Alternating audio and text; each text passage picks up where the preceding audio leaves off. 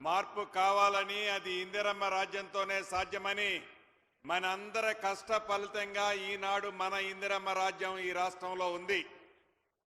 గౌరవ ముఖ్యమంత్రి రేవంత్ రెడ్డి గారి నాయకత్వంలోని మన ప్రభుత్వం ఎన్నికల ముందు చెప్పిన అన్ని అంశాలతో పాటు చెప్పని అనేక కార్యక్రమాలని రాష్ట్రంలో ఆర్థికంగా అనేక ఇబ్బందులు ఉన్నప్పటికీ మాటలతో కాకుండా చేతలతో చేస్తూ ప్రజల్ని అన్ని కార్యక్రమాలలో ఆదుకుంటూ భవిష్యత్తులో కూడా ఇందిరమ్మ రాజ్యమే రావాలి అనే విధంగా మీ అందరి దీవెనలతో ఈనాడు ఈ ప్రభుత్వం పనిచేస్తున్న సంగతి మీకు తెలుసు.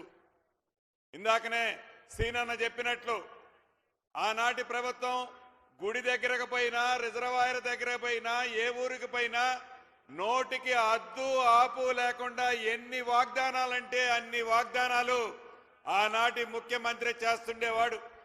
ఉదాహరణకు వేములవాడ గుడే తీసుకోండి, అదే రకంగా భద్రాచలం గుడి తీసుకోండి, అదే రకంగా మిడ్ మానేరు రిజర్వాయర్ దగ్గర కూడా మీకు ఎంతమంది కంటే అంతమందికి నిర్వాసితులకి ఇల్లు ఇస్తానని చెప్పి తొండి చేయి చూపించాడే తప్ప చెప్పిన మాటలు ఏవి కూడా ఆనాటి ముఖ్యమంత్రి గాని ప్రభుత్వం గాని చేయలే. ఈనాడు మన ప్రభుత్వం ఇందిరమ్మ ప్రభుత్వంలో అది గుళ్ళ విషయంలో కానీ బళ్ళ విషయంలో కానీ వ్యవసాయ విషయంలో కానీ ఆడబిడ్డల విషయంలో కానీ నిరుద్యోగ తమ్ముళ్ల విషయంలో కానీ చివరికి మొన్ననే గౌరవ ముఖ్యమంత్రి గారు 10 సంవత్సరాలు రెసిడెన్షియల్ స్కూల్లో చదువుకునే పిల్లలకి డైట్ ఛార్జీలు కానీ కాస్మెటిక్ ఛార్జీలు కానీ ₹1 పెంచల.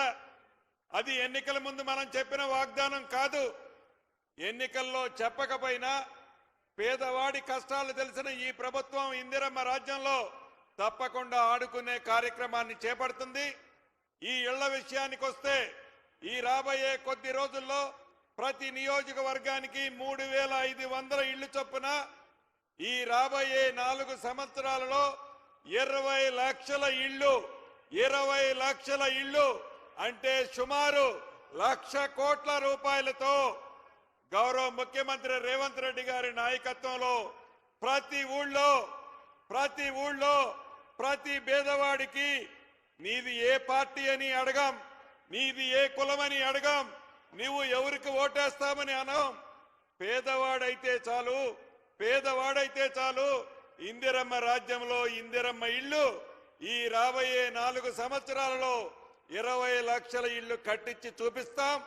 ఈ మొదటి విడత ఇచ్చే 3500 ఇళ్లు కూడా పేదవాళ్లలో బహుపేదవాళ్లు కట్టుకోండి.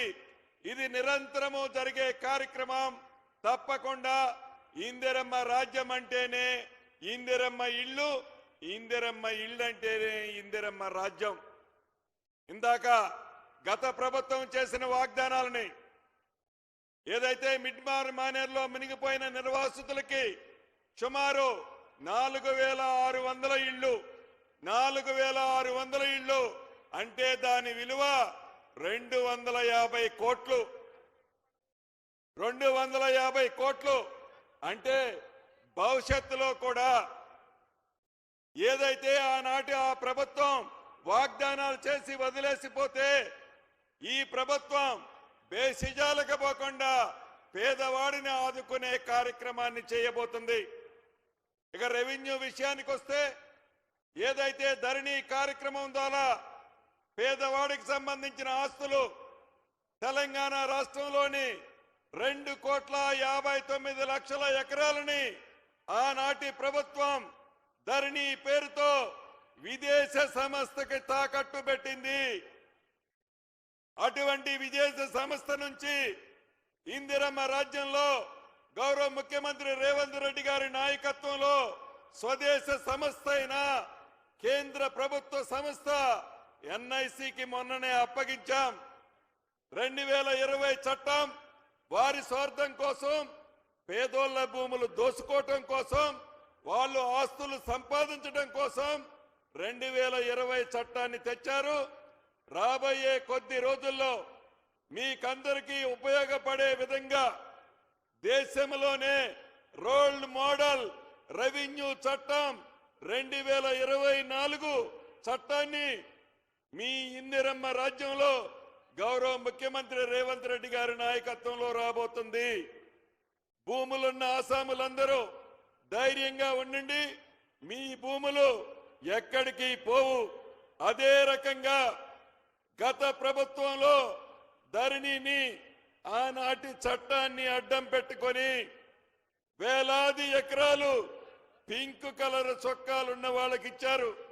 వాటన్నిటినీ ఇందిరమ్మ రాజ్యంలో తప్పకుండా వెనక్కి తీసుకుంటాం, పేదోళ్ళకి పంచి పెడతామని తెలియజేసుకుంటూ మరొక్కసారి మీ అందరికీ మనస్ఫూర్తిగా అభినందనలు కృతజ్ఞతలు చెప్తూ సెలవు తీసుకుంటున్నానన్నా. Thank you very much. ఇప్పుడు గౌరవనీయులు